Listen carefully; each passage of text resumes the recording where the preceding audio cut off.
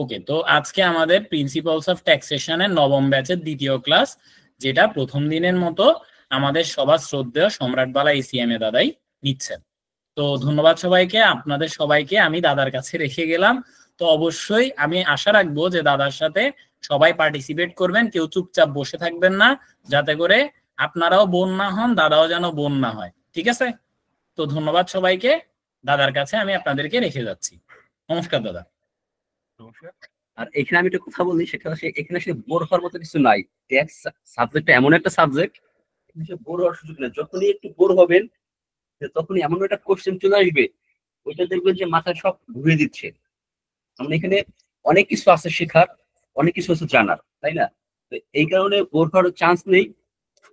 সম্মিলিত ভাবে সবাই মিলে আমরা একসাথে দেখবো, একসাথে পড়বো, যাতে করে এই একটা সম্পূর্ণ আইডিয়া আপনারা নিয়ে রাখতে পারেন। তো প্রথম ক্লাসে আমরা যেখান থেকে শেষ করছিলাম, আমার আসলে কিন্তু সেখান থেকে শুরু করব।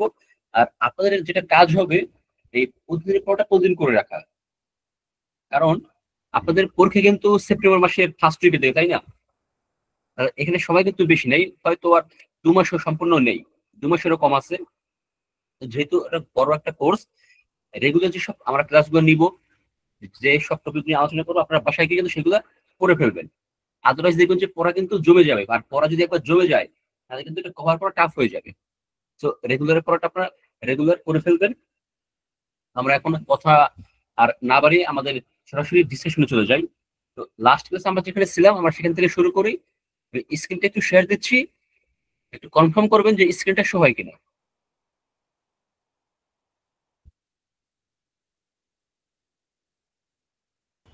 জি ভাইয়া, দেখা যাচ্ছে।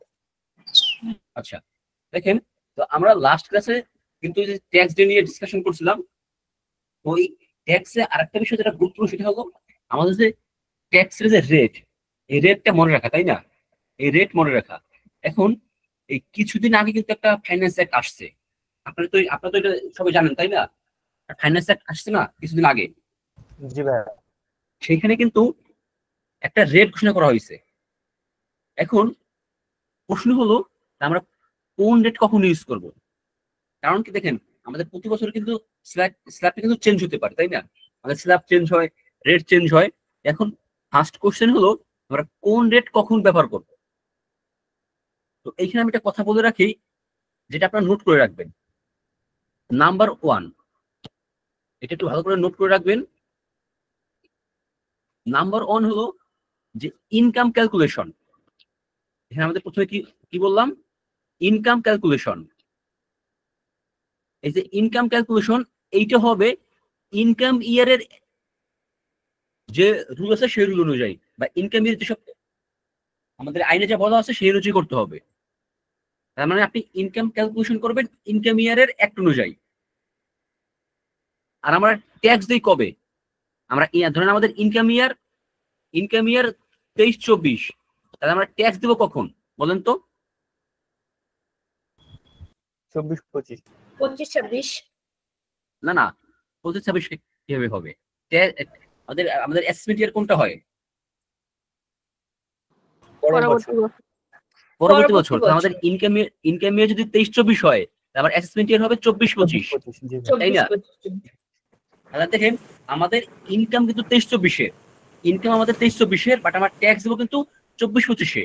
তাহলে যখন এই ইনকাম ইয়ার 23-24-এর আপনি ইনকাম ক্যালকুলেশন করবেন, তখন আপনি ইনকাম ইয়ারে যেসব সেকশন বা সাবসেকশন আছে ইনকাম ক্যালকুলেশন করার জন্য, সেটা অনুযায়ী আপনি করবেন। বাট আমি ট্যাক্স দেবো কখন? ট্যাক্স দেবো 24-25-এ। সো ট্যাক্স ক্যালকুলেশন হবে হইতেছে, সংক্ষেপে দেখি, ট্যাক্স ক্যালকুলেশন হবে হচ্ছে এই অ্যাসেসমেন্ট ইয়ারের রেট অনুযায়ী, বা অ্যাসেসমেন্ট ইয়ারের অ্যাক্ট ওই অনুযায়ী হবে। তার মানে দেখেন, আমাদের যে প্রিভিয়াস ইনকাম ইয়ারটা গেছে, আমাদের প্রিভিয়াস ইনকাম ইয়ার গেল কত? 24-25। তাহলে আমাদের এই যে 24-25 যে ইনকাম ইয়ার, ওই ইনকাম ইয়ারে আমরা ইনকাম ক্যালকুলেশন করবো 24-25 অনুযায়ী, বাট আমরা ট্যাক্স দেবো 24-25 পরে 25-26, 25-26-এর যে রেট আছে সেই রেট অনুযায়ী। দেখেন কোন রেট অনুযায়ী? 25-26। এখন একটা বিষয় খেয়াল করেন, এই রিসেন্ট যে ফাইন্যান্স অ্যাক্টটা আসছে, ওই ফাইন্যান্স অ্যাক্টটা কি 25-26 নাকি 26-27-এর? এটা কি কেউ ভালো করে খেয়াল করছেন?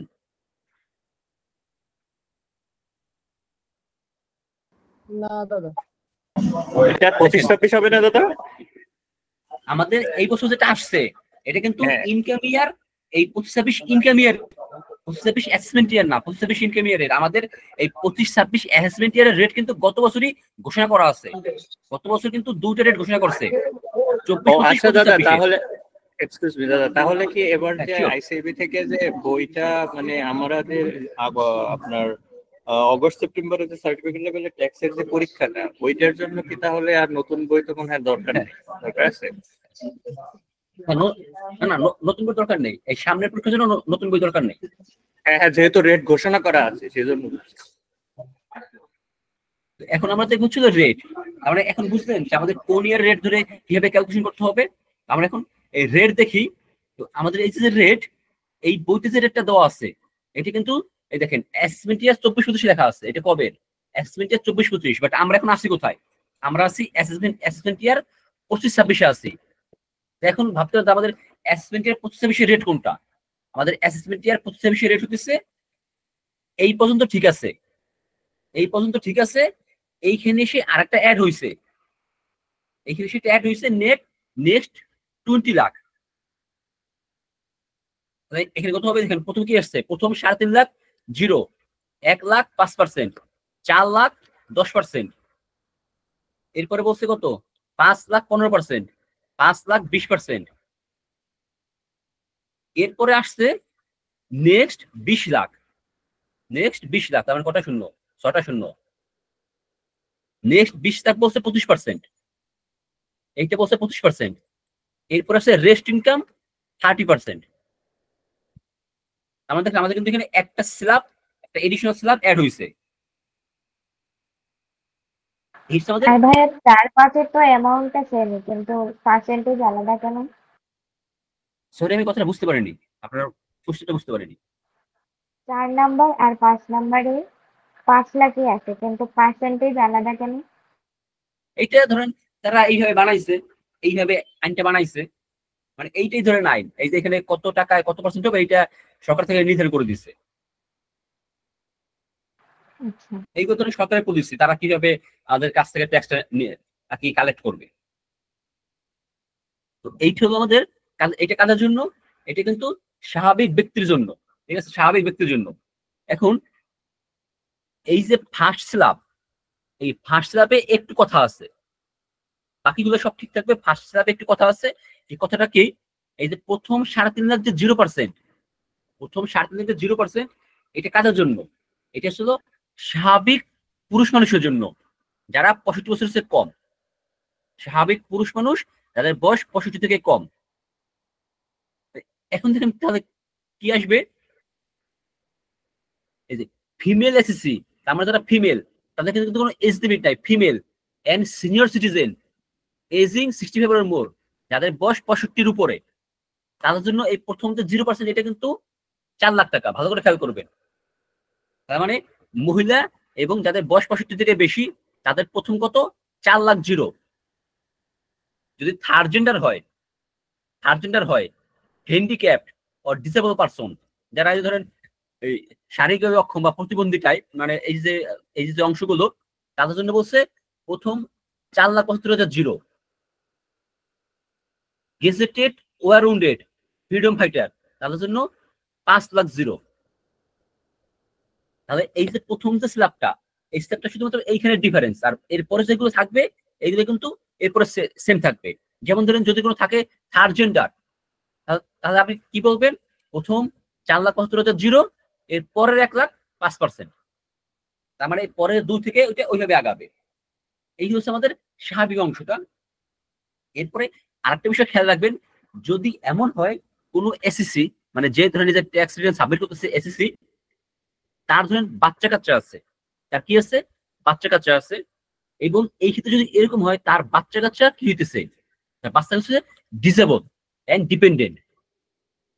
বাচ্চা কাচ্চা কি হয়েছে? ডিসেবল বা ডিপেন্ডেন্ট। এই ক্ষেত্রে ওই যে ডিসেবল যে বাচ্চা, প্রতি বাচ্চার জন্য 50,000 অ্যাড হবে। তাহলে কি দাঁড়ালো? ধরেন একজন স্বাভাবিক ব্যক্তি, তার প্রথম 3.5 লাখ 0 হবে, প্রথম 3.5 লাখ 0, বাট তার ধরেন একটা বাচ্চা আছে যে বাচ্চাটা ডিসেবল, সেক্ষেত্রে আমরা কি বলবো? 3.5 আর 50, তার প্রথম 4 লাখ 0 বলবো, প্রথম 4 লাখ 0%, পরবর্তী 1 লাখ 5%। আবার যদি কোনো মহিলা হয়, মহিলার কি বলছি, মহিলার স্বাভাবিকভাবেই 4 লাখ 0। এবং তাহলে কি হবে, ওই মহিলা যদি বাচ্চা থাকে ডিসেবল, তার জন্য তাদের কয় টাকা জিরো হবে বলেন তো একজন? 4,50,000, রাইট। তার মানে প্রথম যে স্ল্যাবটা তার সাথে এডিশনাল 50,000 যোগ হবে। আর এখানে একটা জিনিস খেয়াল রাখবেন, এখানে 50,000 কিন্তু প্রতি বাচ্চার জন্য। যদি এমন হয় তার দুটো বাচ্চা ডিসেবল এবং ইন্ডিপেন্ডেন্ট, সেক্ষেত্রে দুটো বাচ্চার জন্য 1 লাখ যোগ হবে। আর সেকেন্ড আরেকটা কথা মনে রাখবেন, ধরেন এক স্বামী স্ত্রী হাজব্যান্ড ওয়াইফ, তারা দুজনেই ট্যাক্স দেয় এবং তাদের একটা বাচ্চা ডিসেবল। তার মানে কি, ওই একটা বাচ্চার জন্য 50,000 টাকা তারা এখানে 0% পাবে। বাট এই সুবিধাটা যে কোনো একজন নিতে পারবে, ওই হাজব্যান্ড বা ওয়াইফ যে কোনো একজন নিবে, দুজন কিন্তু পারবে না নিতে। এই বিষয়টা কি এখন ক্লিয়ার? জি ভাইয়া। এই হচ্ছে আমাদের ইন্ডিভিজুয়াল ব্যক্তি। এই ধরনের যে রেটের যে বিষয়টা, এটা কিন্তু সবসময় মনে রাখতে হবে। মানে একজন সিএল এর স্টুডেন্ট হিসেবে যারা ট্যাক্স এক্সাম দিবেন, তাদের জন্য এই ধরনের এই যে ব্যক্তির যে রেট স্ল্যাব আর ধরেন কোম্পানির রেট, এটা অলওয়েজ মুখস্থ রাখতে হবে। মানে এইটা ভোলা যাবে না। এটা হচ্ছে ধরেন ওয়ান কাইন্ড অফ সংবিধান টাইপ, মানে এটা ভোলা যাবে না। এটা যদি ভুলে যান, তখন মনে হবে যে তো সাধারণত রেটটাই জানেন না। মানে এটা খুবই বেসিক একটা জিনিস, যেটা মনে রাখবেন। এখন আমরা আসছে কোম্পানিসে। এই যে কোম্পানিস, এখানে কিন্তু বলছে 24-25, বাট এখানে একটা জিনিস খেয়াল রাখবেন, কোম্পানি রেট কিন্তু চেঞ্জ হয় নাই। কোম্পানি রেট 25-26 জন্য সেম আছে।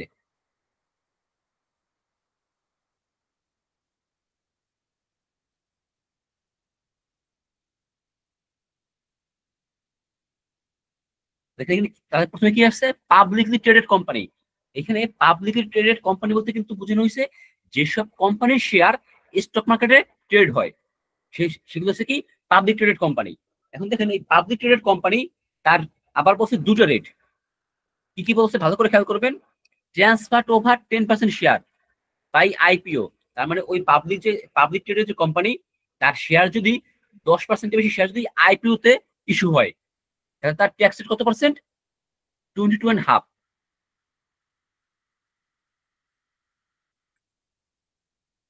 আর যদি এমন হয় ট্রান্সফার আপ টু 10%, তার মানে সেই আইপিও তে গেছে বা সর্বোচ্চ 10% গেছে, 10% পার করে নাই, তার কত পার্সেন্ট ট্যাক্স রেট হবে? তার ট্যাক্স রেট হবে 25%। তার মানে কি, ওই পাবলিক ট্রেডেড কোম্পানি তার শেয়ার ক্যাপিটাল যদি আইপিও তে যায়, 10%-এর বেশি আইপিও তে গেলে 22.5, আর 10%-এর কম গেলে 25। এরপরে বলছে কি, নন পাবলিক ট্রেডেড কোম্পানি, আলাদা তো চেঞ্জ হয়ে গেল, সমস্যা নাই। নন পাবলিক ট্রেডেড কোম্পানি কি বলছে, তাদের জন্য কত পার্সেন্ট? 27.5%। তার মানে যেগুলো ধরেন প্রাইভেট কোম্পানি, আবার কিছু পাবলিক কোম্পানি আছে যারা ট্রেডেড না, তাদের ট্যাক্স রেট কত? 27.5। এবার বলছে 1% কোম্পানি। 1% কোম্পানি কি বলছে? 22%। হ্যাঁ বলেন। আইপিও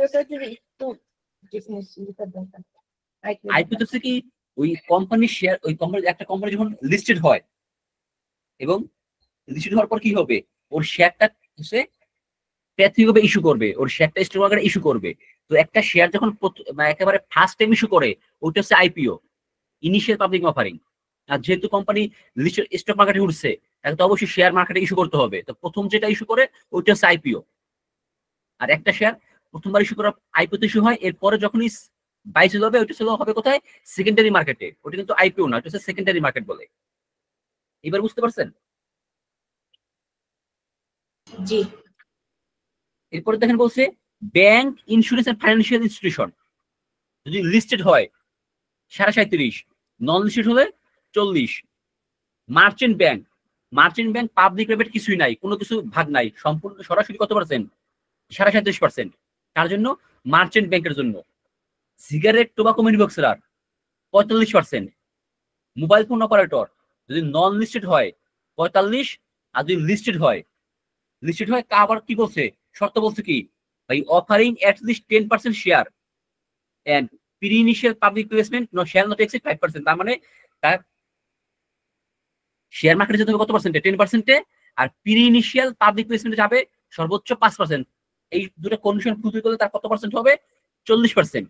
এই হচ্ছে বিভিন্ন কোম্পানির ক্যাটাগরি ওয়াইজ রেট। এখন আপনারা একটা বিষয় খেয়াল করেন, 3টা স্টার মার্ক দেওয়া আছে। দেখেন, এই একটা স্টার মার্ক, এই একটা স্টার মার্ক, আর এই একটা স্টার মার্ক। কোথায় কোথায় দিয়েছে স্টার মার্ক?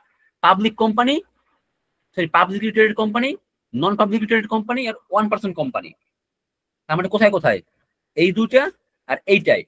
এখন দেখে তাহলে এই যে স্টার মার্ক, এই স্টার মার্কের কারণটা কি? এইখানে কি বলছে? এখানে বলছে company tax rate shall be 2.5% lower. কত?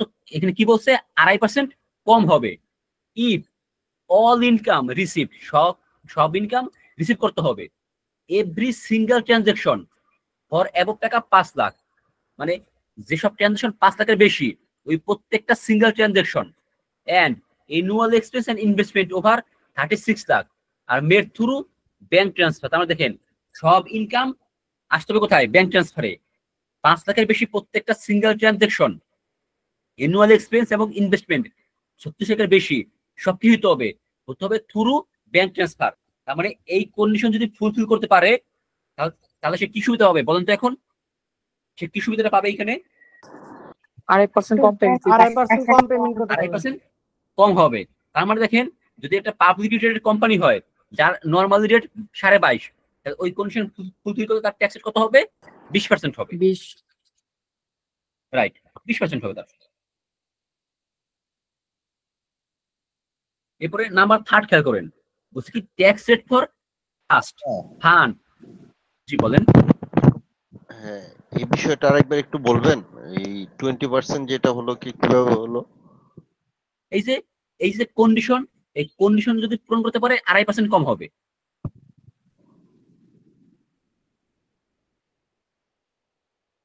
এই কন্ডিশনটাকে বুঝতে পারছেন?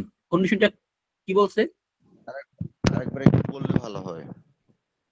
কন্ডিশনে বলছে সব ইনকাম ব্যাংকে রিসিভ করতে হবে। 5 লাখ টাকার বেশি যত ট্রানজাকশন হবে, সব ট্রানজাকশন ব্যাংকে হইতে হবে। মানে 5 লাখের কম হলে, ধরেন একটা ট্রানজাকশন 5 লাখের কম বাট ব্যাংকে হয় নাই, সমস্যা না। 5 লাখের বেশি হলে ওই ট্রানজাকশনকে অবশ্যই ব্যাংকে হতে হবে। আবার বলছে annual expense and investment over 36 lakh. Annual expense এবং ইনভেস্টমেন্ট যা 36 লাখের বেশি, সেটা কি হতে হবে? বলছে through bank transfer, bank transfer হতে হবে। তার মানে মোটামুটি এখানে কিন্তু কি বলছে, তারা এখানে যেটা করতেছে, এই কোম্পানিকে ব্যাংক ট্রান্সফারে ইন্সপায়ার করতেছে যে আপনার সব ট্রানজাকশন ব্যাংকের মাধ্যমে করেন। আর যদি এই কন্ডিশন ফুলফিল করতে পারে, তার ট্যাক্স রেট 2.5% কম হবে।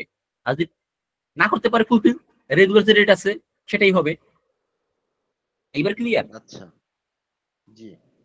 এরপরে দেখেন বলছে 3 নম্বরে tax rate for trust fund association of person other taxable entity other than company. তার মানে কোম্পানি মধ্যে আর যে এই নামগুলো আছে, ট্রাস্ট, ফান্ড, এওপি, তাদের ট্যাক্স রেট কি বলছে? ট্যাক্স রেট বলছে 27.5%। এই হচ্ছে আমাদের কি হ্যাঁ, এগুলো কিন্তু এক্সামে ইনকাম। কিভাবে কোশ্চেনটা আসে? এখানে অনেক সময় হয় কি, এখান থেকে অনেক সময় দুটো রেট চাইতে পারে। ধরুন একটা রেট চাইলো, বা আপনাকে ছোট একটা অঙ্ক দিল, ছোট একটা অঙ্ক দিয়ে বললো ওর ট্যাক্স ক্যালকুলেশন করার জন্য। আপনাকে ধরেন বললো যে একটা এওপি, আপনাকে যদি আপনি যদি এওপির রেটটা যদি না জানেন, তখন তো আপনি এই ট্যাক্স ক্যালকুলেশন করতে পারবেন না। আবার ধরেন আপনার একটা সিনারিও আসছে, ধরেন একটা কোম্পানির, কি কোম্পানি? Bank company. এখন ওই ব্যাংক রেট কত, এটা যদি আপনি না জানেন, তখন তো আপনি ওই ব্যাংকের যে সিনারিওটা আসছে ওটা আপনি সলভ করতে পারবেন না। আমাদের এখানে এইটার মেইন ইম্প্যাক্ট কিন্তু আমাদের অঙ্কে, ট্যাক্স ক্যালকুলেশনে, আমাদের কোন কোম্পানির ট্যাক্স বের করতে বলছে এবং আমাদের ওই স্পেসিফিক কোম্পানির ট্যাক্স দিয়ে গুণ করতে হবে। বুঝছি ভাইয়া। এরপর বলছে দেখেন ট্যাক্স রেট অন ডিভিডেন্ড। ডিভিডেন্ডের ক্ষেত্রে ট্যাক্স কি হবে? বলছে কি ডিভিডেন্ডটা কে রিসিভ করে, এটা খেয়াল করতে হবে। ডিভিডেন্ডটা রিসিভ করতেছে কে? সেটা হতে পারে কোম্পানি, তাই না? যদি কোম্পানি হয় তার ট্যাক্স রেট হবে 20%। কোম্পানি হলে 20%। বলছে কি 10 to 15% on profit remitted outside Bangladesh by a foreign company resides in a country with whom there is no double taxation abolition agreement with Bangladesh. এই বাংলাদেশে যদি কোনো এমন হয়, এই এটা ডিভিডেন্ড যদি বাইরে থেকে আসে, তাহলে সেই ক্ষেত্রে আমাদের যে ডাবল ট্যাক্সেশন যে এগ্রিমেন্ট আছে, ওই এগ্রিমেন্ট কি হবে? 10 থেকে 15%। তার মানে আমাদের এগ্রিমেন্টে বলা আছে কোন কান্ট্রির কাছে কত পার্সেন্ট। বিভিন্ন কান্ট্রির কাছে আছে 10% আছে, আবার 15% আছে। কারণ আমাদের এখানে কোম্পানির এই দুটো ছিল ফরেনের জন্য, আর নর্মাল ক্ষেত্রে 20% আমাদের ডিভিডেন্ড উপর ট্যাক্স রেট কোম্পানির ক্ষেত্রে। এরপর বলছে for SSC other than company.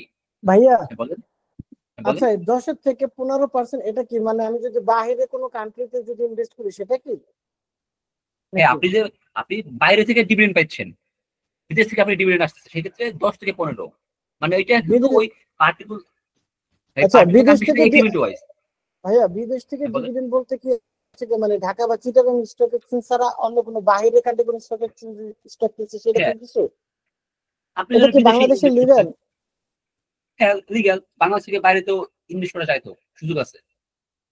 বাইরের কান্ট্রিতে আমি স্টক কিনতে পারবো?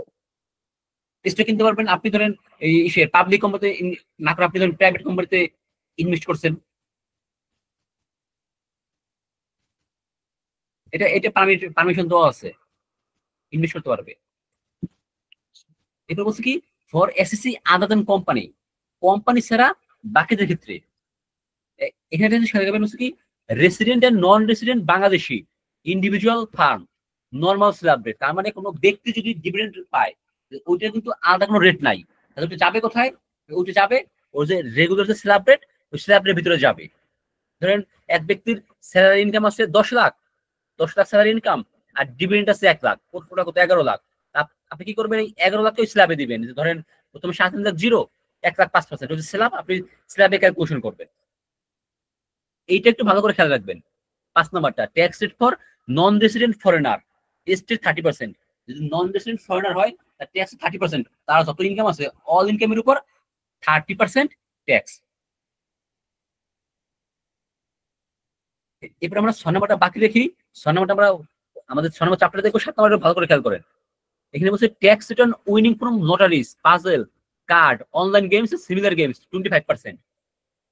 এই যে লটারি, পাজল, এইটা নিয়ে মাঝে মাঝে এটা নিয়ে দুই একবার একটা কোশ্চেন আসছে, বিশেষ করে লটারি নিয়ে, যে লটারি ট্যাক্স রেট কত। Tax rate on winning from lottery, puzzle, card, online games আর সিমিলার গেমস কত পার্সেন্ট? 25% tax rate. এই হচ্ছে আমাদের ডিফারেন্ট ট্যাক্স রেট। এখন আমরা আরেকটা জিনিস দেখবো, আমাদের কিন্তু বিভিন্ন ডিসকাশনে আমরা একটা জিনিস কিন্তু বলছি, রেসিডেন্ট নন রেসিডেন্ট, তাই না? আমরা এই জিনিসটা ডিসকাস করছি না কয়েকবারই, রেসিডেন্ট নন রেসিডেন্ট। জি দাদা বলছি কিনা এটা? আমরা এরপরে কি করতেছি? আমরা এরপরে করতেছি কি, আমরা ট্যাক্স দেবো কিসের উপর? আমরা ট্যাক্স দেবো কিসের উপর? ট্যাক্স অন ইনকাম, তাই না? Tax on income. এখন দেখেন কথা হলো, যদি রেসিডেন্ট হয় তার ইনকাম কোনটা হবে, আর যদি কেউ নন রেসিডেন্ট হয় তার ইনকাম কোনটা হবে?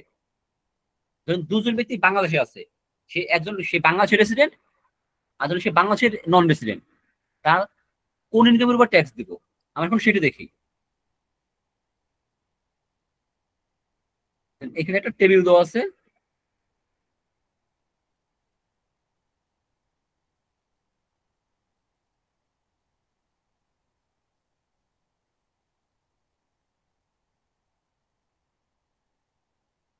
এই যে একটা টেবিল দেওয়া আছে, এই টেবিলটা ভালো করে বুঝতে হবে। আর যদি আমি এখানে টেবিলটাকে বাদ দিয়ে রাখি, একটু চিন্তা করেন, ধরেন এই হলো বাংলাদেশ, এইটা কি বাংলাদেশ, আর এইটা কি ওয়ার্ল্ড। ওয়ার্ল্ড এক্সক্লুডিং বাংলাদেশ, কারণ বাংলাদেশ আমি নিয়ে নিছি, তাই না? বাংলাদেশ আমি নিয়ে নিছি, মানে বাংলাদেশ বাদে বাকি ওয়ার্ল্ড এখানে আছে, ঠিক আছে? এখন যদি কেউ রেসিডেন্ট হয়, যদি কেউ বাংলাদেশের রেসিডেন্ট হয়, তার ইনকাম হবে সব। তার মানে কি, ধরেন মিস্টার এ বাংলাদেশের রেসিডেন্ট, বাংলাদেশের রেসিডেন্ট, তার ইনকাম কোনটা হবে? সে বাংলাদেশে তার কত ইনকাম আছে, প্লাস বাংলাদেশের বাইরে পুরো ওয়ার্ল্ডে তার কয় টাকা ইনকাম আছে, রেস্ট অফ ওয়ার্ল্ড।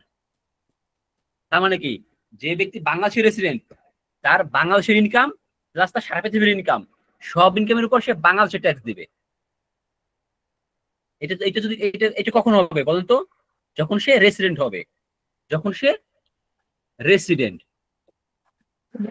আর যদি কেউ নন রেসিডেন্ট হয়, যদি কেউ non resident NR non resident হয়, তাহলে সে শুধুমাত্র ইনকাম এইটুকুর উপর ট্যাক্স দেবে। তখন তাহলে সে কি দেবে? শুধুমাত্র সে এইটুকুর উপর ট্যাক্স দেবে এনআরএ। আচ্ছা ভাই, এইবার বুঝতে পারছেন যে একজন ব্যক্তি, ধরেন এই যে ধরেন আপনি তাহলে তো যে ভাই কথা বলছেন, রেসিডেন্ট হইলে লস। লস না, তার এখানে বেশি টাকা ট্যাক্স দিতে হবে। এখন এটা তো আসলে লাভ লসের হিসাব না। মনে করেন যে যদি সে বাংলাদেশে বিজনেস করে বা যদি সে বাংলাদেশে থাকে, তাহলে তো অবশ্যই ট্যাক্স দিতে হবে। হ্যাঁ বলেন ভাই, এটা কথা বলতেছিলেন।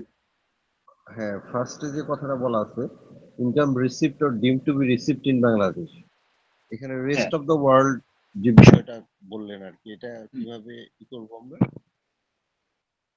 ধরেন আপনি ধরেন নাম্বার 1 বাংলাদেশে একটা জব করেন, এখান থেকে স্যালারি পান, এখান থেকে কি পান? স্যালারি পান। আর ধরেন আপনি কি করছিলেন, আপনার ধরেন এই কোন একটা কাজ আপনি বাইরে গেছিলেন, সেই বাইরে গিয়ে আপনার একটা ইনকাম হয়েছে, ধরেন আপনি কি দিচ্ছেন? আপনি ধরেন একটা কনসালটেন্সি সার্ভিস দিচ্ছেন। যেহেতু আপনি জব করেন, আপনার নলেজ আছে, আপনি একটা কনসালটেন্সি সার্ভিস দিচ্ছেন। এখন কথা হলো, আপনি যখন বাংলাদেশে আসবেন, আপনি বাংলাদেশে কোন টাকার উপর ট্যাক্স দেবেন? শুধু কি আপনার স্যালারি, ধরেন আপনার স্যালারি আর কোনো ইনকাম নাই বাংলাদেশে, আপনি কি শুধু স্যালারির উপর ইনকাম ট্যাক্স দিবেন? নাকি যে বাইরের, ধরেন আপনি সিঙ্গাপুর গেছিলেন, সিঙ্গাপুর থেকে আপনি 5 লাখ টাকা ইনকাম করে আসছেন, আপনি সেই 5 লাখের উপর ট্যাক্স দেবেন? আপনি কোনটার উপর ট্যাক্স দেবেন? দুইটার উপরে। এখানে বলছে যদি আপনি বাংলাদেশে রেসিডেন্ট হন, তাহলে আপনি বাংলাদেশে যে ইনকাম করছেন সেটার উপর ট্যাক্স দিবেন, বাংলাদেশে বাইরে যে ইনকাম করছেন সেটার উপর আপনি বাংলাদেশে ট্যাক্স দিবেন। আচ্ছা, আর যদি আপনি নন রেসিডেন্ট হন, হ্যাঁ দুটোর উপর ট্যাক্স দিতে হবে। মানে মোট কথা, আপনি যদি বাংলাদেশে যদি আপনি রেসিডেন্ট হন, আপনার যেখানে ইনকাম থাকুক আপনাকে বাংলাদেশে ট্যাক্স দিতে হবে। যেখানে ইনকাম থাকুক, এটা বাংলাদেশে হোক, উগান্ডা হোক, যেখানে হোক, আপনাকে বাংলাদেশে অবশ্যই ট্যাক্স দিতে হবে। কারণ কি আপনি বাংলাদেশের রেসিডেন্ট, সেই জন্য। আর যদি আপনি বাংলাদেশের নন রেসিডেন্ট হন, শুধুমাত্র বাংলাদেশে যা ইনকাম করছেন সেটার উপর ট্যাক্স দেবে। আর বাইরে আপনার কি ইনকাম আছে ওটা বাংলাদেশে ডোন্ট কেয়ার। দেখেন এই রেসিডেন্ট এবং নন রেসিডেন্টের ডিফারেন্সটা কোথায় গিয়ে ক্রিয়েট হইতেছে। এইবার কি ক্লিয়ার যে আমাদের ইনকামে যে আমাদের যে ট্যাক্স অন ইনকাম, এই আমাদের ইনকামের স্কোপটা কিভাবে কি হয়েছে, পরিচিত হয়েছে? এই পর্যন্ত কোনো কোশ্চেন আছে কিনা? নন রেসিডেন্টকেও কি তার বেশি ট্যাক্স দিতে হয়? যেমন বাংলাদেশে আমরা 2 বার দিব, নন রেসিডেন্টকেও কি তার বেশি এটার জন্য ট্যাক্স দিতে হয়, নাকি এটা আলাদা নিয়ম? নন রেসিডেন্টের যদি বাংলাদেশ ইনকাম থাকে তাহলে তাকে ট্যাক্স দিতে হবে। ধরেন যে একজন নন রেসিডেন্ট, তার বাংলাদেশ ইনকাম নাই, তাহলে সে বাংলাদেশে ট্যাক্স দিবে না। আর যদি তার বাংলাদেশ ইনকাম থাকে অবশ্যই বাংলাদেশে ট্যাক্স দিতে হবে। বাংলাদেশে ইনকাম আছে, বাট তার নিজের দেশে কোনো ইনকাম দিতে হয় না বাংলাদেশে যে ইনকামটা উনি কামাই করছে এটার জন্য? সরি, আমি কথা বুঝতে পারিনি। দাদা উনি আসলে বুঝাইতে চাইতেছে, ধরেন উনি বাংলাদেশে ইনকাম করছে, ওইটার জন্য বাংলাদেশে একটা ট্যাক্স দিচ্ছে, বাট উনি যে দেশের রেসিডেন্স বা যে দেশে উনি বাস করে ওইখানেও তো ওনার একটা ইনকামটার জন্য ওই দেশে কোনো ট্যাক্স দিতে হচ্ছে কিনা? যেমন আমি সিঙ্গাপুর যেটা ইনকাম করলাম ওইটার জন্য তো বাংলাদেশে ট্যাক্স দিচ্ছি, ওইটার জন্য কি আমার সিঙ্গাপুরও দিতে হবে? হ্যাঁ, আপনি যখন সিঙ্গাপুর ইনকাম করছেন আপনাকে সিঙ্গাপুরের ট্যাক্স দিয়ে আসা লাগছে, আবার আপনি যখন বাংলাদেশে আসবেন বাংলাদেশেও ট্যাক্স দিবেন। তাহলে আমার ডাবল ট্যাক্স দেওয়া হচ্ছে না? হ্যাঁ, সেজন্য তো আমাদের ওইটা আসছে, ওই যে আমাদের লাস্ট কাছে বলছিলাম যে ডিটিএএ, ওই জন্য আপনি ডাবল ট্যাক্স দিচ্ছেন, ওই জন্য আপনার একটা এগ্রিমেন্ট আছে, আপনি কিছু টাকা ট্যাক্স মাফ পাবেন। যেহেতু আপনার একই ইনকামের উপর 2 বার ট্যাক্স হইতেছে, আপনাকে কিছু ট্যাক্স ছাড় দেওয়া হবে। ওইটা তো আমাদের সেই এই ডিটিএএ, ডাবল ট্যাক্সেশন অ্যাভয়েডেন্স এগ্রিমেন্ট, মানে দ্বৈতকর কিভাবে অ্যাভয়েড করব। এটা কি শুধুমাত্র নন রেসিডেন্ট হওয়ার কারণে হচ্ছে না? না, রেসিডেন্টও বেনিফিট পাবে।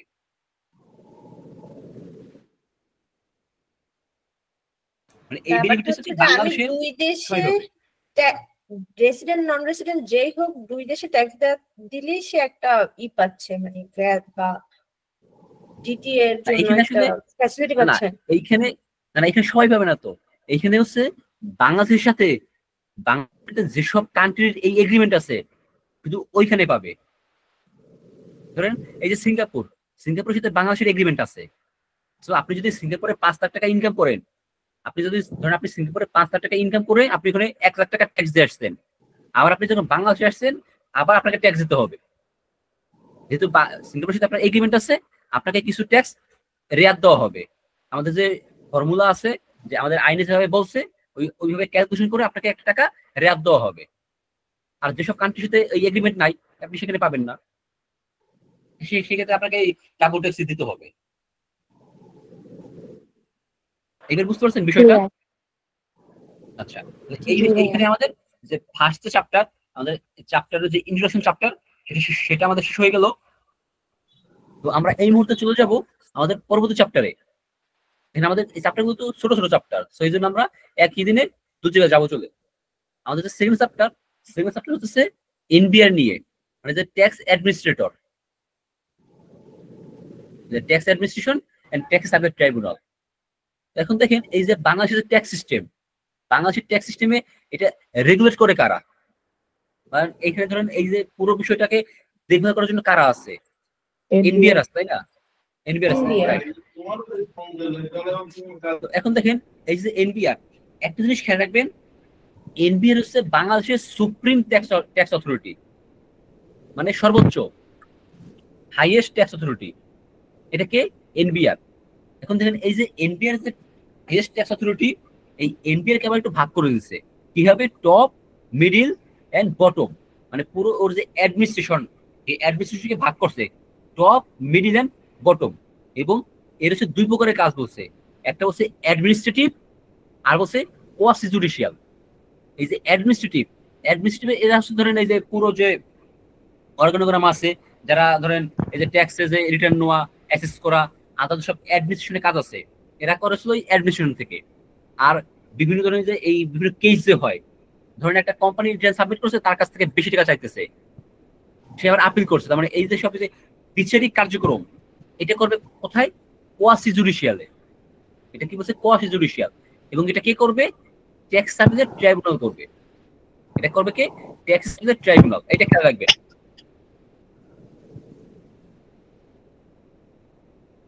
এখন একটা বিষয় খেয়াল রাখেন, এখানে এই যে আমাদের যে পুরো ট্যাক্সের যে বিষয়টা, আমরা এই বিষয়টা তো সবসময় কিন্তু মানে ভালো করে খেয়াল করছেন, কয়েক জায়গায় পাইছেন ডেপুটি কমিশন অফ ট্যাক্সেস, ডিসিটি, তাই না?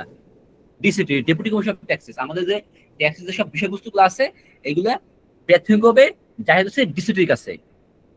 এইগুলো মানে শুরু হয় ডিসিটি থেকে। এর নিচে আরো লোক আছে, এই যে অ্যাসিস্ট্যান্ট কমিশনার আছে, extra assistant, inspector of taxes, এটা হচ্ছে জুনিয়র লেভেলের।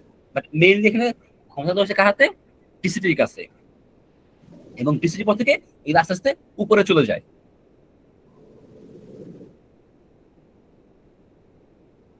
এখন দেখেন কি বলছে এখানে, এনবিআর এন্ড ইটস ফাংশন। আমরা যদি একটু এনবিআর এন্ড ইটস ফাংশন কথাটা বলি, এখানে অনেক কিছু বলা আছে, আমরা নরমালি কয়েকটা জিনিস একটু দেখি। বলছে কি, to declare any foreign unincorporated association as a for the purpose of the act.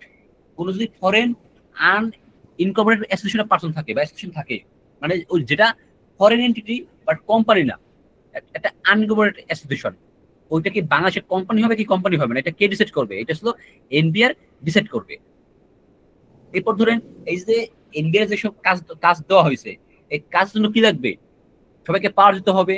এই যে বিভিন্ন আমাদের যে এই অর্গানোগ্রামে যারা যারা লোকজন আছে, এখানে কি করতে হবে? তাদেরকে যদি কাজ দিতে হয়, কাজের সাথে কি দিতে হয় বলেন তো? তাদের যে রেসপন্সিবিলিটি, সেখানে তাদেরকে কি দিতে হবে? রেসপন্সিবিলিটির সাথে সাথে তাদেরকে দিতে হবে পাওয়ার। কারণ তাদেরকে যদি পাওয়ার দেওয়া না হয়, সে তো কাজ করতে পারবে না। এই জন্য কি বলছে? একটু ডেলিগেট পাওয়ার, তাদেরকে পাওয়ার দিতে হবে যাতে করে তারা কাজটা করতে পারে। এবং কি, to determine place of assessment of SSC by issuing order. একজন এসএসসি কোথায় ওর অ্যাসেসমেন্ট হবে, এটা কে নির্ধারণ করতেছে? এনবিআর। তো এখন এইখানে আমি একটা প্রশ্ন করি, ধরেন এইখানে আপনাদের মধ্যে একজন আছেন, আপনি আছেন ঢাকায়, আপনি জব করেন ঢাকায়, আর আপনার বাড়ি ধরেন এক্সাম্পল খুলনা, ঠিক আছে খুলনা। এখন এখন বলেন তো আপনি কোথায় ট্যাক্স দিবেন? ঢাকা। ঢাকায়? আপনি ঢাকায় কেন দিবেন? বা ঢাকায় আমি জব করছি না, আমার তো ইকোনমিক জোন তো ঢাকা। দেখেন এখানে আপনার ইনকামের সোর্স কোথায়? আপনার ইনকাম যে আর্ন হতেছে এটা হতেছে ঢাকায়। তো এই যে আপনি যে ঢাকায় যে ট্যাক্স দিবেন এটা কি, এটা নির্ধারণ করে দিচ্ছে, এটা কে নির্ধারণ করে দিচ্ছে? এটা নির্ধারণ করে দিচ্ছে এনবিআর থেকে। তারা এখানে এখানে এটা নির্ধারণ করে দিচ্ছে যে কে কোথায় ট্যাক্স দিবে। এই জন্য দেখবেন আমাদের অনেক ট্যাক্স সার্কেল আছে, ট্যাক্স সার্কেল আছে, ওইখানে কিন্তু দিতে হয়।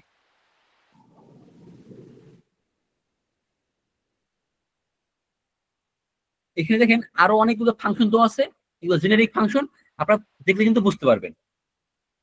এখানে আমরা আরেকটা বিষয় একটু দেখবো, সেটা হচ্ছে 9 নাম্বার। 9 নম্বরে কি বলছে?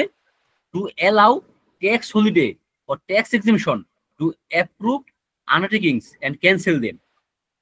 বাংলাদেশে কি হচ্ছে দেখেন, বিভিন্ন কোম্পানিকে সুবিধা দেওয়া হচ্ছে। কি সুবিধা দিচ্ছে? ধরেন যদি কেউ ইপিজেটে বিজনেস করে, তাকে বলছে সে ফর 10 ইয়ার্স তাকে ট্যাক্স ফ্রি। তার মানে কি ওই কোম্পানি যদি অন্য কোথাও হইতো সে কিন্তু ওই সুবিধাটা পাইতো না। সে কেন পাইতেছে? কারণ সে ইপিজেটে বিজনেসটা করতেছে। এই যে কোনটা এই যে তাকে স্পেশাল বেনিফিট দেওয়া হয়েছে, এইটা কে দিচ্ছে? এটা দিচ্ছে হচ্ছে এনবিআর। তো এখানে কি বলছে? To allow tax holiday or tax exemption. তো এই বিষয়গুলো কে ডিল করতেছে? এনবিআর ডিল করতেছে। আবার যদি কারোর কাছে ক্যান্সেল করে দেয় সেটাও কি করবে? এনবিআর করবে। ঠিক এই কারণে কিন্তু দেখেন এই যে ইপিজেড, ইকোনমিক জোন, এরপর ধরেন এই যে শিল্প পার্ক, হাইটেক পার্ক, এইসব জায়গায় যদি কেউ বিজনেস করে তা সে কিন্তু ট্যাক্স বেনিফিট পায়। আর এটা কে ডিক্লেয়ার করছে? এনবিআর থেকে। এরপরে আরেকটা বিষয় দেখেন, to accord and withdraw recognition of superannuation fund, gratuity fund and pension fund. আমরা যখন ট্যাক্স দেবো আমাদের কিন্তু এটা খেয়াল রাখতে হবে যে বিভিন্ন ফান্ড আছে, আপনি একটা জিনিস খেয়াল রাখবেন, ওখানে বিভিন্ন প্রকার ফান্ড আছে আমাদের। এই ফান্ডের দুটো কথা বলে, একটা বলে অ্যাপ্রুভড, কি বলে? অ্যাপ্রুভড। একটা বলে আনঅ্যাপ্রুভড। যে প্রিভিয়াসলি ধরেন এই ট্যাক্সটা একবার এক্সাম দিচ্ছেন বা ধরেন এই বইটা একবার পড়ছেন, সে কিন্তু এই ওয়ার্ড দুটো জানেন যে অ্যাপ্রুভড ফান্ড আর আনঅ্যাপ্রুভড ফান্ড। এই যে ফান্ড যে অ্যাপ্রুভড, এটা কি অ্যাপ্রুভ করছে? এটা অ্যাপ্রুভ করছে এনবিআর। তার মানে যখনই একটা কোম্পানি গঠিত হয় বা এই কোম্পানির যদি কোনো ফান্ড থাকে, তারা কি করবে? তারা এনবিআর এ অ্যাপ্লাই করে যে তাদের ফান্ডটাকে অ্যাপ্রুভ করার জন্য। এখন এনবিআর কি করতে পারে? আইদার সেই অ্যাপ্লিকেশনটা রেখে ওটাকে অ্যাপ্রুভ করে দেবে, আদারওয়াইজ অ্যাপ্রুভ করবে না। তার মানে এই পুরো ডিসিশনটা কার হাতে? এনবিআর এর হাতে। এই হচ্ছে আমার কয়েকটা স্কোপ দেখলাম যে এনবিআর আসলে কি কি কাজ করতেছে।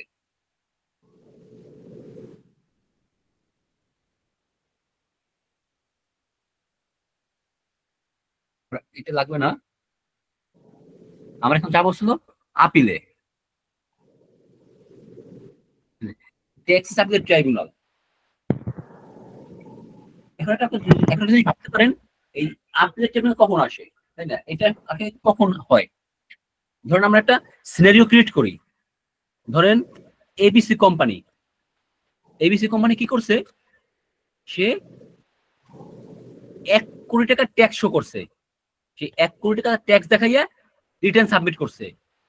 কি করছে? সে রিটার্ন সাবমিট করছে। এরপরে কি হয়েছে? ডিসিটি এটাকে অ্যাসেস করছে।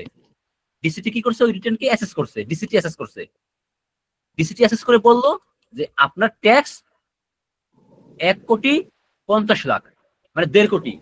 ডিসিটি কি বললো? যে ট্যাক্স হচ্ছে 1.5 কোটি। এরপর ডিসিটি কি করবে? এই যে 50 লাখ, ডিসিটি এখন একটা নোটিশ ইস্যু করবে, ওটাকে বলা হয় অ্যাসেসমেন্ট অর্ডার। সেটা অ্যাসেসমেন্ট অর্ডার ইস্যু করবে আর বলবে যে আপনার ট্যাক্স 1.5 কোটি, আপনি 1 কোটি দিচ্ছেন আর বাকি 50 লাখ 10 দিনের মধ্যে পে করে দেন। ডিসিটি কি করলো? কোম্পানির কাছে এক্সট্রা 50 লাখ টাকা ট্যাক্স সে চাইছে। এখন কোম্পানি কি করতে পারে বলেন তো? কোম্পানি এখন কি করতে পারে? আপিল করবে। হ্যাঁ, আপিল তো সেকেন্ড অপশন। কোম্পানির অপশন কি? কোম্পানি অপশন 1, আইদার সে পে করে দিবে, তাই না? আইদার সে ট্যাক্সটা পে করে দিবে। অপশন 2, সে আপিল করতে পারে। সে এটা আপিল করতে পারে। সে আপিল করবে কি? যে তার কাছ থেকে 50 লাখ টাকা ট্যাক্স চাওয়া হয়েছে, যেটা অবৈধ বা যেটা ধরেন সঠিক না, সেটা আপিল করবে। এই যে আপিল করলো, এইটা নিষ্পত্তি হবে কোথায়? এটা নিষ্পত্তি হবে এইখানটা, এই ট্যাক্স অ্যাপিলেট ট্রাইব্যুনালে। আমরা এখন দেখবো এই ট্যাক্স অ্যাপিলেট ট্রাইব্যুনাল, এই ট্রাইব্যুনাল কিভাবে গঠিত হবে এবং ট্রাইব্যুনালের যে ডিসিশন, সেই ডিসিশনটা কিভাবে আসবে। আপনারা কি এই ব্যাকগ্রাউন্ডটা বুঝতেছেন যে আমাদের ট্যাক্স অ্যাপিলেটের ব্যাকগ্রাউন্ড কি? জি ভাইয়া। যদি কোনো কিছু বুঝতে অসুবিধার সাথে সাথে কিন্তু এটা রেসপন্স করবেন যে ভাই এটা বুঝতে পারিনি, ঠিক আছে? কারণ এখানে যদি বুঝতে না পারেন এবং আপনি যদি কিছু না বলেন, আলটিমেটলি কিন্তু লসটা আপনাদেরই হবে, আর আমরা চাই না আপনাদের লস হোক। তো প্রত্যেকটা বিষয় ভালো করে এখান থেকে বুঝে যাবেন, তাহলে পরীক্ষাটা ভালো ফলাফল আসবে আশা করি। তো এখন দেখেন ট্যাক্স অ্যাপিলেট ট্রাইব্যুনাল, ট্রাইব্যুনাল কিভাবে গঠিত হবে বলছে কি, গভর্নমেন্ট শ্যাল এস্টাবলিশ, গভর্নমেন্ট কি করবে, একটা অ্যাপিলেট ট্রাইব্যুনাল গঠন করবে কনসিস্টিং এ প্রেসিডেন্ট। তার মানে এই অ্যাপিলেট ট্রাইব্যুনালে একজন কি থাকবে, প্রেসিডেন্ট থাকবে, and such other members as government may from time to time appoint. এবং গভর্নমেন্ট কি করবে, একজন প্রেসিডেন্ট এবং অন্য যেসব মেম্বার আছে এগুলোকে অ্যাপয়েন্ট করবে। এখন দেখেন এই যে ট্যাক্স অ্যাপিলেট ট্রাইব্যুনাল, এই ট্রাইব্যুনালের মেম্বার যদি হতে হয় তা কি কি কোয়ালিফিকেশন লাগবে বা কারা কারা মেম্বার হতে পারবে। এখানে কি বলছে, he was or is a member of the board. এখানে বোর্ড মানে কিন্তু এনবিআর, খেয়াল রাখবেন বোর্ড মানে কে, এনবিআর।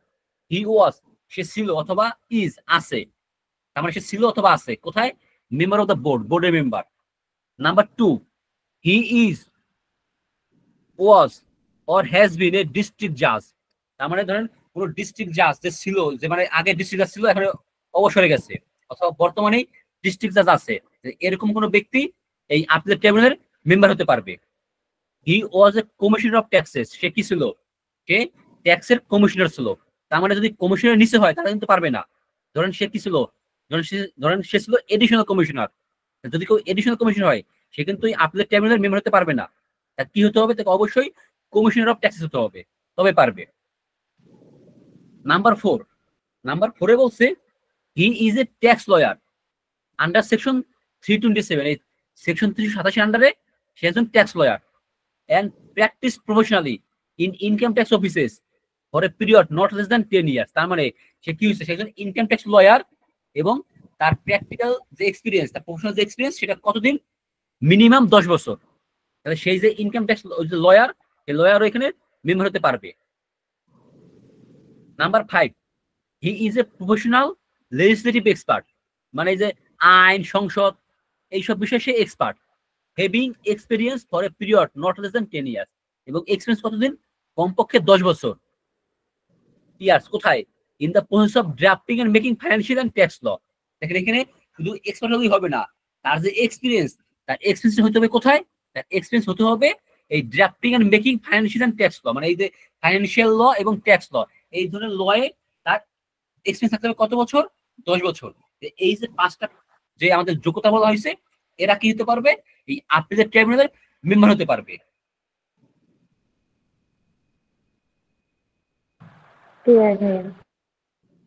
এই হচ্ছে আমাদের ট্রাইব্যুনালের গঠন গেল। এখন কথা হলো, ধরেন আমাদের এই কেসটা, ধরেন এই যে আমাদের কেসটা বললাম, এই যে কত টাকার কেস, 50 লাখের কেস, তাই না? ধরেন এই কেসটা আপিল করছে, কোথায় গেছে, আপিলেট ট্রাইব্যুনাল, আপিলেট ট্রাইব্যুনালে গেছে। এখন দেখেন এই আপিলেট ট্রাইব্যুনালে কি হয়, আপিলেট ট্রাইব্যুনালে কি হবে, কিন্তু অনেক মেম্বার আছে, তাই না? আপিলেট ট্রাইব্যুনালে কিন্তু অনেক মেম্বার আছে। এরপরে বললো এই যে পার্টিকুলার কেসটা, এটা কে দেখবে, এই পার্টিকুলার কেসটা কে দেখবে, তার জন্য নিশ্চয়ই কাউকে না কাউকে কি করতে হবে, দায়িত্ব দিতে হবে। এখানে কি বলছে, a bench shall also be constitute that it has not less than 2 members. একটা বেঞ্চ গঠন হবে যেখানে মিনিমাম মেম্বার হবে কয়জন, 2 জন। তার মানে এইখানে কিন্তু 2 জন যে ওই যে অ্যাপিলেট ট্রাইব্যুনালের যে মেম্বার, 2 জন মেম্বার মিলে, মানে মিনিমাম 2 জন মিলে একটা বেঞ্চ গঠন হবে। এবং এই যে আমাদের পার্টিকুলার যে কেস, এই কেসটাতে রায় কি দিবে, রায় দেবে এই বেঞ্চ, এই বেঞ্চ এখানকার রায় দিবে। এই বিষয়টাকে বুঝতে পারছেন, এখানে সে বেঞ্চ বলতে কি বোঝানো হয়। এখন এই যে বেঞ্চ, ধরেন এইখানে একটা বেঞ্চ গঠন করা হয়েছে, ধরেন এই বেঞ্চ হচ্ছে রায় দিবে ওই যে ওই আমাদের 50 লাখের কেসটা। এখন আচ্ছা প্রশ্ন হলো ভাইয়া, আমাদের তো বইয়েতে হলো তো 1-2 আছে সেকশন 14, বাট 3 নাম্বার তো নেই বেসের। এ লিস্ট সরি কোনটা অন এখানে মেম্বার ইউর এভরি ব্রেস, মানে এটা 1-2 আছে বাট 3 নাম্বারটা নেই। হ্যাঁ ওটা মানে আপনি মনে হয় সিএল এর বই দেখতেছেন তাই না? হ্যাঁ, সিএল এর বই। সিএল এর ভিতরে নাই। তাহলে এটা কি করব, আমরা কি নোটস করে নিব? এটা আপনার চাইলে নোটস করে নিতে পারেন, নাও নিতে পারেন, কারণ এটা এখানে লাগবে না, এটা দরকার নাই। এই যে আচ্ছা দুজন তাহলে মিনিমাম দুজন একটু জানলেই হবে যে বেঞ্চের মেম্বার হতে হবে আচ্ছা মিনিমাম দুইজন। এখন দুজন আসি, মেম্বারটা কাউন্ট করেছি। হ্যাঁ তাহলেই হবে। এখন দেখেন এরপর বলছে কি বেঞ্চের যে ডিসিশন কিভাবে হবে, অলওয়েজ খেয়াল রাখবেন ডিসিশন হবে মেজরিটিতে। কিভাবে হবে? মেজরিটিতে। এখন প্রশ্ন হতে পারে ভাইয়া যদি মেম্বার হয় দুইজন, বেঞ্চের মেম্বারই দুইজন এবং দুজন, একজন বললো ইয়েস একজন বললো নো, তাহলে তোমার ভোটটাও আমাদের ভোট তো একক হয়ে গেল, তাহলে মেজরিটি হবে কিভাবে? আপনাদের মনে এটা আসতে পারে কিনা? জি ভাইয়া। জি নর্মালি কি হয় যদি 3 জন হয় তাহলে কিন্তু কি হবে 2-1 হবে তাই না? 2-1 হবে। যদি 5 জন হয় তাহলে ম্যাক্সিমাম কত হবে 3-2 হবে। তার মানে কি আমার কিন্তু এখানে মেজরিটি আছে। আর যদি 2 জন হয় অথবা ধরুন 4 জন হয় মেম্বার এবং ভোট হইলো 2-2, এই ক্ষেত্রে কি হবে? এই ক্ষেত্রে বলা হয়েছে যদি এরকম ডিসিশন হয় যেটা ডিসিশন ইন্ডিপেন্ডেন্ট হয়ে গেছে, ইকুয়াল হয়েছে, মেজরিটি আসেনি, এই ক্ষেত্রে কি হবে এডিশনাল মেম্বার অ্যাপয়েন্ট করবে। এডিশনাল এই যে এখানে বলছে যে এডিশনাল মেম্বার অ্যাপয়েন্ট করবে। এডিশনাল মেম্বার যখন অ্যাপয়েন্ট করবে তাই আগের যে ডিসিশন ধরেন দুজনের মধ্যে আগের আছে 1-1 আর এখন এডিশনাল মেম্বার দিছে একজন দিল মেম্বার, তাহলে সে যে পক্ষে ভোট দিবে সেই পক্ষে মেজরিটি হয়ে যাবে। তার মানে কি আমার এখন মেজরিটি ডিসিশন হয়ে গেল। এই হচ্ছে আমাদের এই বেঞ্চের ডিসিশন অ্যারাইভ করার সিস্টেম। এখন মনে করেন এইজন বলছে কি ওর ট্যাক্সের, ও বলে দিল ওর ট্যাক্স আমরা কি করি 40 লাখ, ও বললো কয় লাখ 40 লাখ। আর ধরেন এই ব্যক্তি বলছে কি না আমরা 35 লাখ করে দেই। দেখেন দুজন কিন্তু দুটো মতামত দিছে, ডিসিশন তো এখনো হয় নাই, ফাইনাল হয় নাই। এই ব্যক্তি আসবে, এই ব্যক্তি এসে কি করবে, এই ব্যক্তি এসে মতামত দিবে, এরপর 3 জনের মধ্যে কি হবে 3 জনের মধ্যে আবার এই মতামত নিয়ে এটা ফাইনাল আসবে। এরপর ধরেন ফাইনাল ভার্ডিক্ট হলো আচ্ছা আমরা এক কাজ করি, তার কাছে আমরা 35 লাখ দাবি করি যে সবকিছু মিলে সবকিছু শুনলাম, সবকিছু শুনে কি হলো তার ট্যাক্স নিব 35 লাখ। এইটা হচ্ছে বেঞ্চের ডিসিশন। কজন মিলে হইলো? এই 3 জন মিলে হইলো।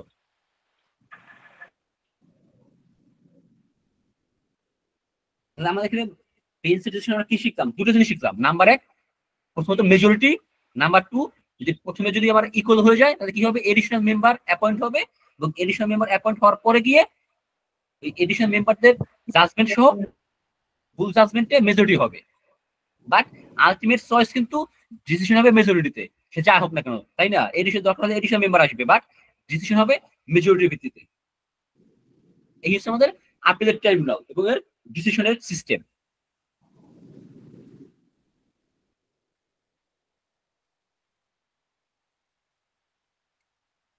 এখন আমরা একটা জিনিস একটু বলেন তো, আচ্ছা কারো কি মানে মামলা মোকদ্দমা কোনো আইডিয়া আছে?